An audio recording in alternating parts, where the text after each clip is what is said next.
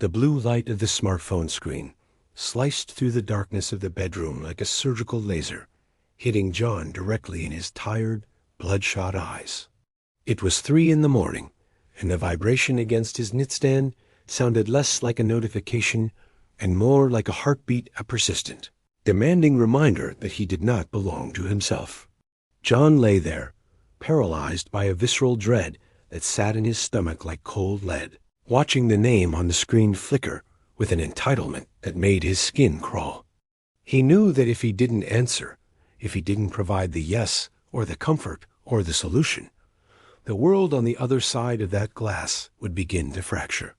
We have all been John, standing on the edge of a cliff, realizing that our pulse is being dictated by the thumbprints of people who would not even attend our funeral. It is a quiet, suffocating mystery. Why do we feel like criminals for wanting a single moment of silence? This isn't just about being busy. It's about a deep psychological hijacking where your identity has been replaced by a service. Your nervous system is no longer a private sanctuary. It is a public highway where everyone has a key to the gate. John's thumb hovered over the screen, trembling with the weight of 1,000 unsaid no-zas that had fermented into a toxic shame. In that moment, John's amygdala was screaming, flooding his system with cortisol as if he were being hunted by a predator rather than a text message. The prefrontal cortex, the rational seat of his sovereignty, was offline, drowned out by the primal urge to appease the tribe to ensure survival. We are told that being present is a virtue, but for John, it had become a cage constructed of digital pings and emotional debts. Every time he responded to a crisis that wasn't his, a tiny spark of his vital essence flickered out. He was suffering from what neuroscientists might call a glutamate overload and excitotoxicity of the soul, where the brain as primary excitatory neurotransmitter is firing so fast that it begins to kill the very neurons it's trying to activate. This is the biological cost of being always on. Your brain is literally eating itself to stay relevant to people who treat you like a utility. John looked at his reflection in the black mirror of the dead screen and didn't recognize the man staring back. He saw a placeholder, a human-shaped emotional emergency button that anyone could press at any time. The mystery wasn't why he was tired. It was why he still felt obligated to stay in the fire. He remembered a time when his thoughts felt like his own, before the world became a chorus of demands he felt he had to harmonize with.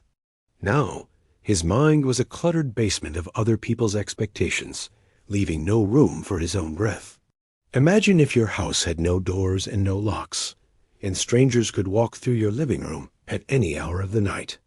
That was John's life, and it is likely the life you are living right now if you feel that heavy, unexplained emptiness at the end of the day. We are conditioned from the cradle to believe that our value is tied to our accessibility. If you aren't helping, you are hurting. If you aren't responding, you are neglecting.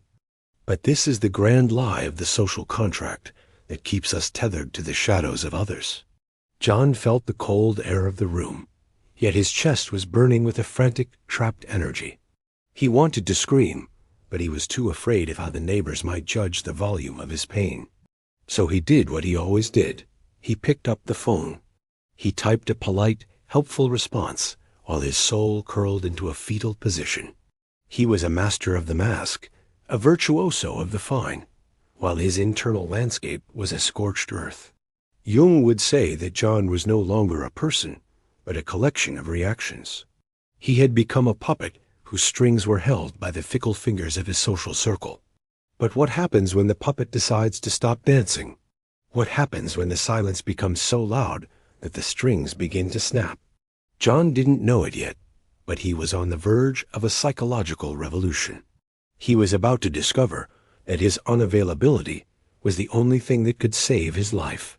The fear of being forgotten is a powerful ghost, but the reality of being used is a much more dangerous demon. We often mistake our presence for power, when in fact, it is our absence that carries the true weight of our worth. John's fingers were cold as he set the phone back down, the silence of the room feeling more like a threat than a comfort. He lay back and stared at the ceiling, wondering who he would be if no one needed anything from him. That question is the beginning of the journey into the dark, where the true self waits to be found. It is a journey that requires a brutal, uncompromising withdrawal. It is the moment you realize that no is not a rejection of the other, but a resurrection of the self. John closed his eyes, but his mind was still racing, caught in a loop of projected futures where he failed everyone he loved. This is the Zeigarnik effect in its most cruel form, the brain's tendency to obsess over unfinished business, keeping the cognitive loops open until they are resolved. Every unanswered message was an open wound in John's psyche, draining his energy even while he slept. He was living in a state of perpetual psychological tension, a bridge that was carrying too much weight for too long. But what if the resolution isn't in finishing the task, but in deleting the task entirely? What if the unfinished business is actually the life John never lived because he was too busy living everyone else's? The air in the room felt thick, as if the walls were leaning in to listen to his heartbeat. He felt the weight of his own skin, a heavy suit he had been forced to wear. He was a prisoner of his own empathy, a victim of a kindness that had no boundaries. But kindness without boundaries is just self-loathing disguised as altruism. John was starting to see the cracks in the mirror, the places where the light was finally starting to leak through the mask. He realized that the people who demanded his time the most were the ones who respected it the least. They didn't want John. They wanted the relief John provided. They were addicts, and he was the drug. And like any dealer, he was starting to realize that the business was killing him. A silence of the night began to shift from a vacuum to a pressure chamber. He thought of Carl Jung's words about the shadow, the parts of ourselves we hide away because they are too ugly or dangerous for the public eye. John's shadow was a roaring lion that he had tried to feed with crackers and polite smiles. That lion wanted to tear the phone to pieces. It wanted to burn the social calendar and run into the woods. But John kept the cage locked, unaware that the bars were made of his own bones. He was terrified that if he stopped being available, the world would realize he was nothing more than a hollow shell. This is the great fear of the people-pleaser, the suspicion that our only value is our utility. If I am not useful, am I even real? John's heart hammered against his ribs like a trapped bird. He was breathing shallowly, his lungs unable to find a full pocket of air in the suffocating atmosphere of his own making. He was reaching the event horizon of a nervous breakdown, the point of no return where the old self must die for the new one to be born. It was time to stop being a mirror and start being a mountain. It was time to withdraw into the sacred space where no one else was invited.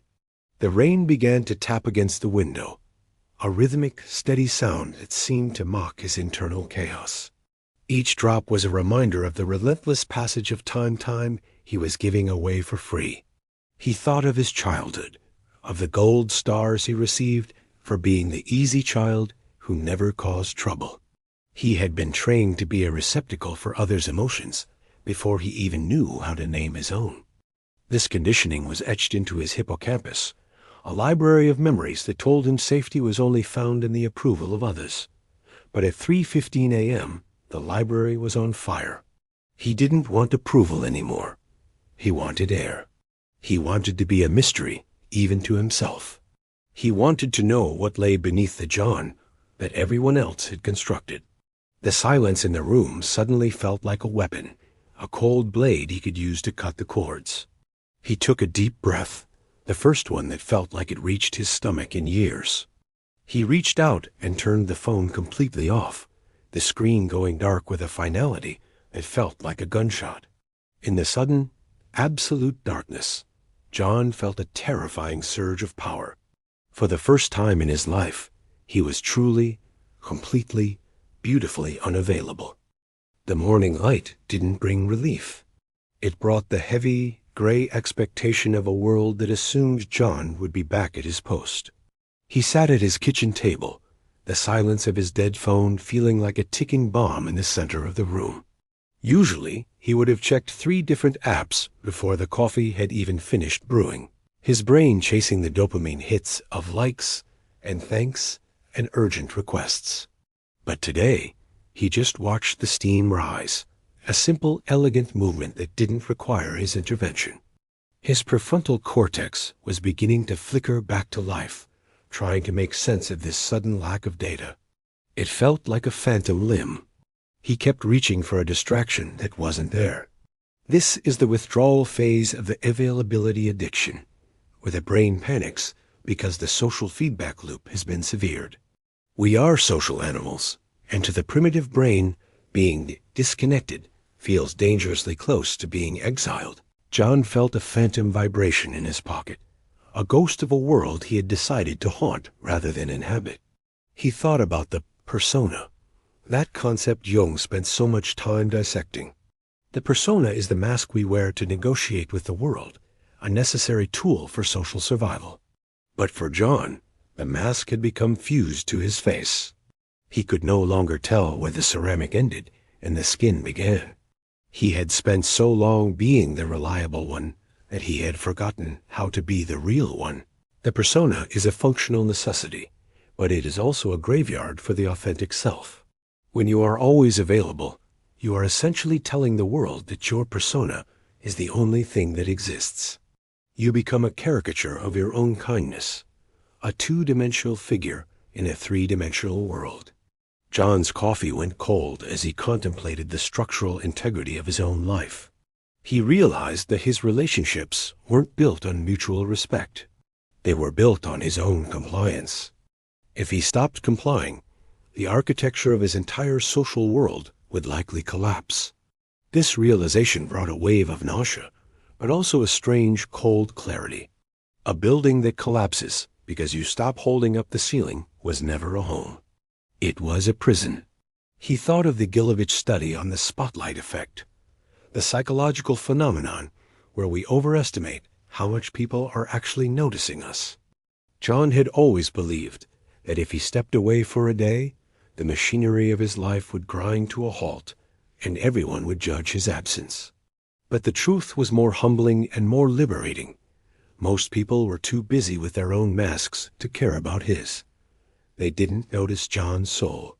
They only noticed when the John-shaped service was temporarily out of order. This realization stung his ego, but it nourished his spirit. If no one was truly watching, then he was finally free to be invisible. Invisibility is the ultimate luxury in a world that demands constant transparency. John felt a strange lightness in his chest, as if a layer of heavy armor had been unbolted. He looked at his hands and realized they were no longer shaking. The glutamate storm had passed, leaving behind a quiet, fertile stillness. He was no longer a reactor. He was becoming an observer. But the world does not let go of its tools easily. Around noon, there was a knock at the door, a physical manifestation of the digital pressure he had tried to escape. It was his neighbor, Sarah, a woman who treated John like a personal therapist for her endless string of bad dates.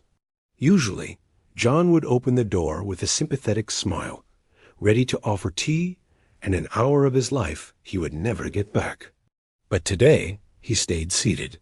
He listened to the knock, each strike a demand for his psychic energy.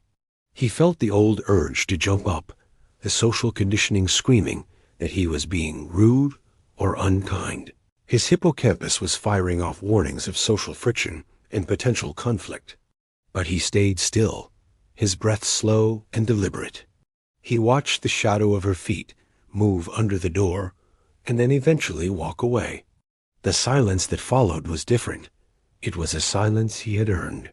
It was the silence of a boundary being drawn in the sand. He realized then that people don't respect those who are always there. They respect those who have something worth protecting. A diamond is valuable because it is rare and hard to find. A pebble is ignored because it is everywhere. John had been a pebble, letting everyone kick him down the road of their own convenience. By choosing to be unavailable, he was reclaiming his status as something precious. This isn't about vanity. It's about the fundamental law of psychological value. If you give yourself away for free, the world will treat you as if you are worthless. Jung argued that the process of individuation requires a certain level of ego isolation. You have to be able to stand in your own center, even when the wind is howling around you. John was finally building his own walls, not to shut people out, but to give himself a place to live. He felt a surge of something he hadn't felt in years, genuine, unadulterated self-respect. It was a quiet, internal flame that didn't need the oxygen of others' approval to burn. The afternoon sun began to stretch across the floor, painting long golden lines of potential. John decided to leave the house, but without his phone, a prospect that felt like walking naked into a blizzard. He walked to a nearby park, a place he usually only visited while scrolling through emails on a bench. Today, he looked at the trees. He noticed the way the wind moved through the leaves, a complex, chaotic symphony that didn't need a like to be beautiful. He sat on a bench and simply existed. He wasn't John the architect, or John the friend, or John the son. He was just a biological organism breathing in the atmosphere of a spinning planet. This is the state of mindfulness that neuroscience shows can actually rewire the brain's stress response. By disengaging from the social threat of availability, John was allowing his nervous system to recalibrate. His heart rate slowed, and his blood pressure began to stabilize. He was moving from a fight or flight state into a rest and digest state. He watched a group of people nearby, all huddled over their glowing rectangles, their faces illuminated by the pale, artificial light. They looked like ghosts, haunted by the digital specters of people who weren't even there. He felt a deep, empathetic pity for them, remembering how he looked just 24 hours ago. They were participating in a collective hallucination where presence is measured in pixels rather than pulse. John felt a sense of the other, a Jungian concept where we realize the vast difference between our internal world and the external noise. He was no longer a part of the hive mind. He was a singular, sovereign entity. This detachment was not coldness. It was the birth of true warmth. You cannot truly love another until you have the capacity to exist without them. John's unavailability was making him more human, not less. He was shedding the social persona and discovering the individual soul. As he walked home, he felt a strange sense of anticipation. He knew the world would be waiting for him with questions and complaints. But for the first time, he didn't feel the need to provide answers. He realized that I do and know, and I am not available are complete sentences. He was learning the language of the sovereign. The air felt crisper, the colors of the sunset more vivid, as if his senses had been cleaned of a layer of dust. He was no longer looking at the world through the lens of, what do they want from me? He was looking at the world and asking, what do I want from this? This shift in perspective is the hallmark of psychological maturity. It is the moment the child becomes the adult, the moment the puppet cuts the strings. John reached his front door and felt a sense of peace that was almost physical. He wasn't afraid of the silence anymore. He was hungry for it. He was becoming a mystery, and for the first time in his life, he was fascinated by the man he was becoming.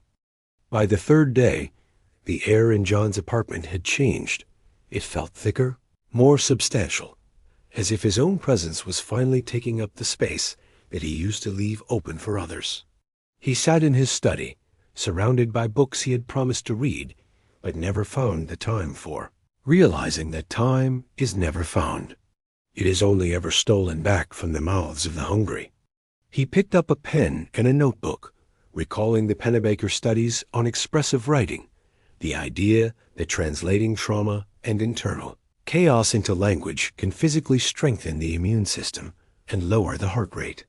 John didn't write about his schedule or his chores. He wrote about the man he had buried under years of yes. He wrote about the anger he felt toward his mother for teaching him that love was a reward for obedience, and the resentment he felt toward his boss for treating his weekends like a suggestion. As the ink flowed, he felt a literal weight lifting from his chest, a somatic release of years of repressed shadow energy.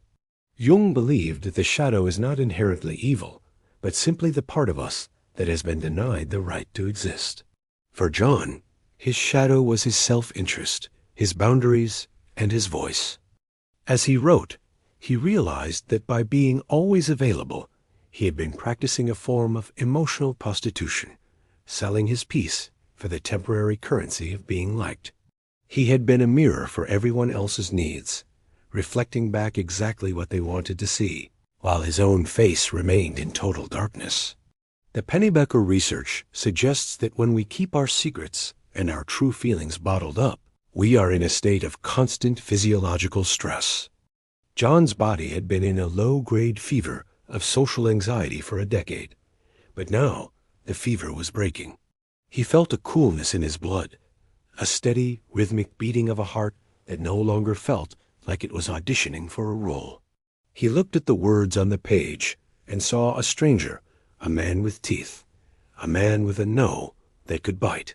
It was terrifying, and it was the most beautiful thing he had ever seen. He was finally making the darkness conscious, and in doing so, he was becoming enlightened in the most practical sense of the word. Later that evening, the ghost in the machine attempted to return. He decided to turn his phone on for exactly 10 minutes, a controlled experiment in his new sovereignty.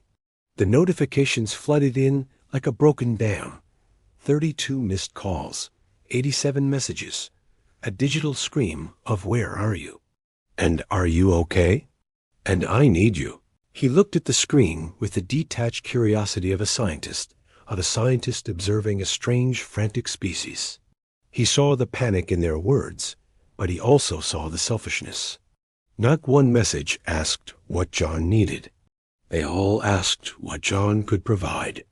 This was the narcissistic mirroring that often occurs in one-sided relationships. These people didn't miss John. They missed the service he provided. They were reacting to the loss of a tool, not the absence of a friend. John felt a twinge of guilt, but he quickly identified it as a learned response, a neural pathway carved by years of manipulation. He chose not to feed it. He selected one message from his sister, who was perpetually in the middle of a self-inflicted drama. Usually, he would call her and spend 2 hours acting as a psychological sponge for her chaos. This time, he typed, "I'm focusing on some personal things right now, and won't be available for a few days.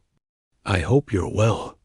He hit send and felt a surge of adrenaline, a pattern interrupt that broke the decades-long cycle of her dependency and his enabling. This is what Jung called breaking the projection. His sister projected the savior role onto him, and by refusing to play it, he was forcing her to look at her own victim shadow. It was the kindest thing he had ever done for her, though she would likely see it as an act of war. He watched the typing bubbles appear and then disappear, a silent battle of wills occurring in the digital ether. He didn't wait for her response. He turned the phone off again. The silence that followed was heavy with the weight of a dying version of himself. He realized that being unavailable is a form of psychological death, where the old, compliant ego must wither away to make room for the self. This process is painful, like a snake shedding a skin that has become too tight. But the new skin underneath is sensitive, vibrant, and capable of feeling the world as it truly is. John walked to his window and looked out at the city lights, feeling like a spy in his own life. He was no longer a gear in the machine. He was the ghost that haunted it. He felt a profound sense of individuation. He was becoming a whole, indivisible unit. He was no longer a fraction of himself that needed other fractions to feel complete. He was the integer. He thought about the Gilovich research again, specifically the spotlight effect, and how it relates to our fear of social judgment. We think the world is watching our every move, waiting for us to slip up or fail in our social duties. But in reality, the world is mostly indifferent, and that indifference is the greatest gift we can receive.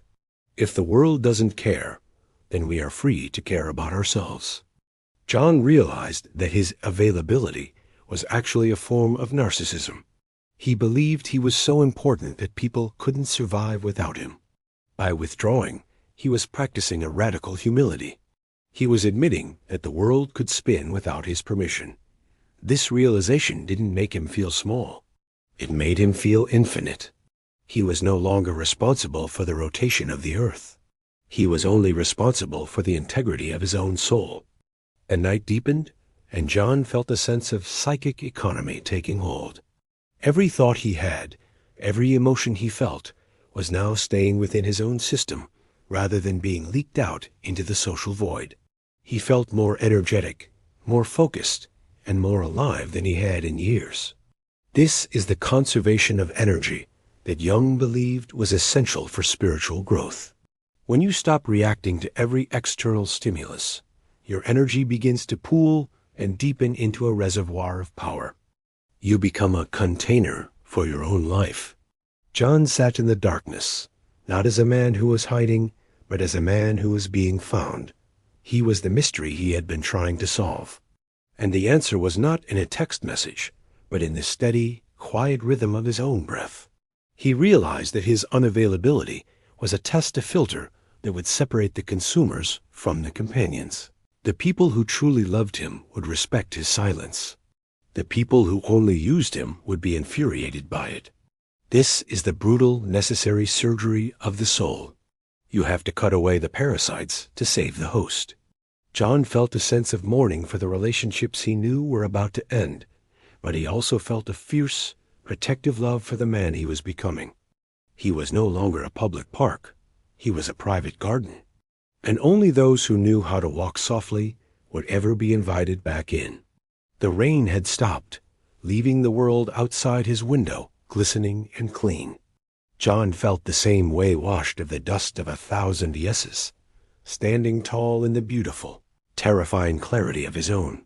No, by the 5th day, the initial panic had been replaced by a strange, crystalline peace that felt almost supernatural.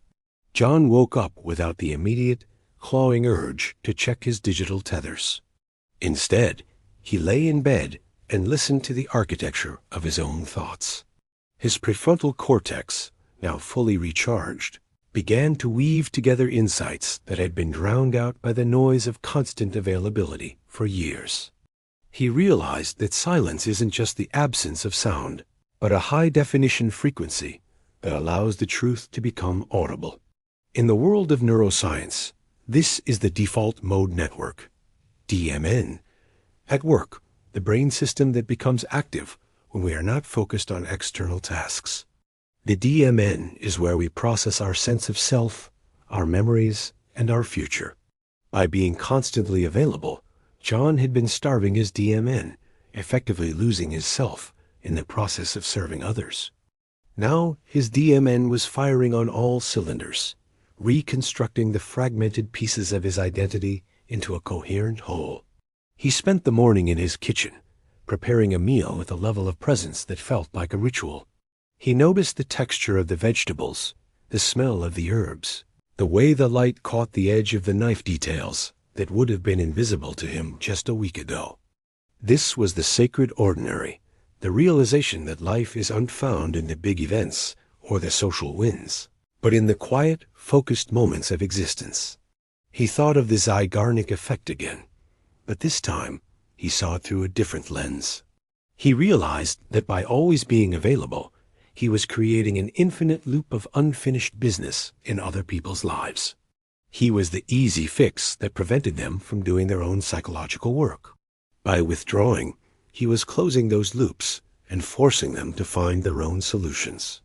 His absence was actually an act of radical empowerment for everyone around him. Around 2 in the afternoon, his phone still off and tucked away in a drawer, seemed to exert a gravitational pull. He felt a brief flicker of the old fear of missing out, FOMO, a dopamine-driven anxiety that whispers that something important is happening without us. But then he remembered the Gilovich spotlight effect and smiled.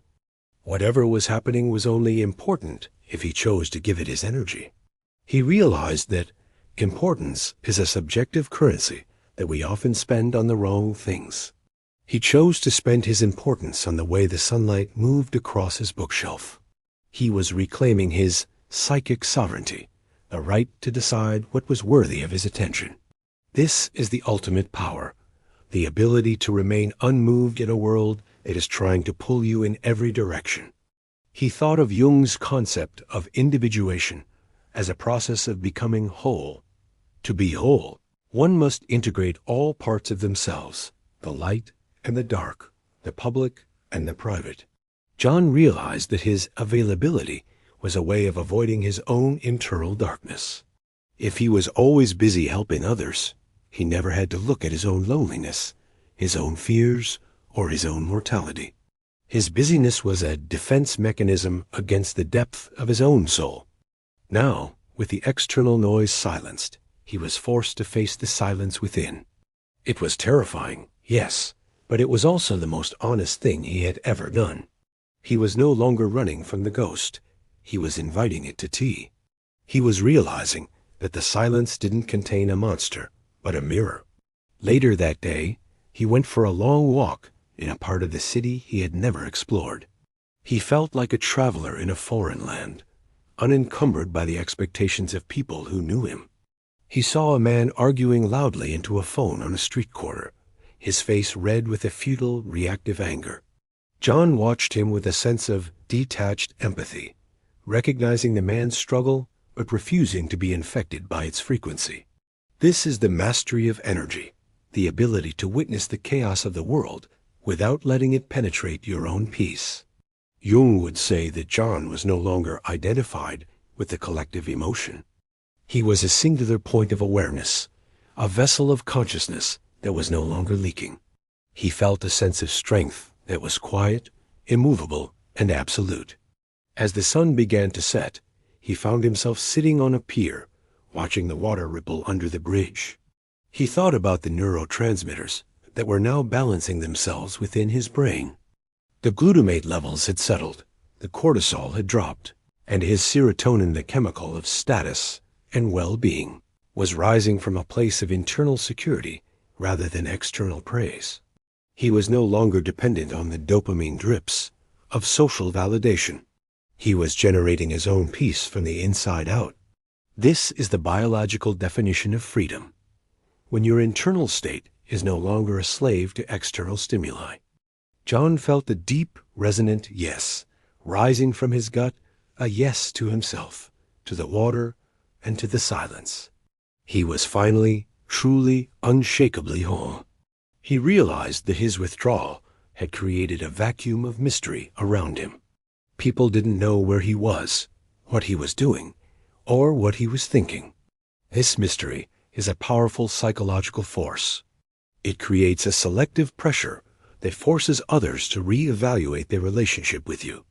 When you are always available, you are a known quantity, a commodity that can be predicted and managed. But when you become a mystery, you become an entity. You are no longer a tool. You are a force of nature. John felt the weight of this new power, and he realized it required a new kind of responsibility. He wasn't using his silence to punish others. He was using it to protect himself. It was a holy absence that made his future presence mean something. As he walked back to his apartment, he felt a sense of rebirth that was almost physical. He was no longer the John who left that apartment 5 days ago. He was someone else, someone older, wiser, and much more dangerous to the status quo. He understood now that silence is the language of the strong, and unavailability is the boundary of the sovereign. He was ready to re-enter the world, but on his own terms. He would no longer be a puppet. He would be the one who decides when the music starts and when it stops. He reached his door, took a final deep breath of the night air, and felt a profound sense of gratitude for the no that had saved his life. He was no longer a ghost in the machine. He was the master of his own soul. I've spent this entire time telling you about John, but we both know that John is just a mirror for you. You felt that same vibration in your pocket that feels like a shackle, and you felt that same hollowness after a day of being everything to everyone. The science is clear. Your brain is drowning in the noise of other people's expectations, and your soul is starving for the silence of your own company. But the path to reclaiming your energy isn't through more productivity hacks or social skills. It's through the radical, Jungian act of becoming unavailable. It's about realizing that your yes means nothing if you don't have the power to say no. It's about stepping into the shadow and realizing that the only person you've ever been neglecting is yourself. So I'll now leave you with the same question that changed John's life. How much of your life is actually yours? And how much of it is just a reaction to someone else?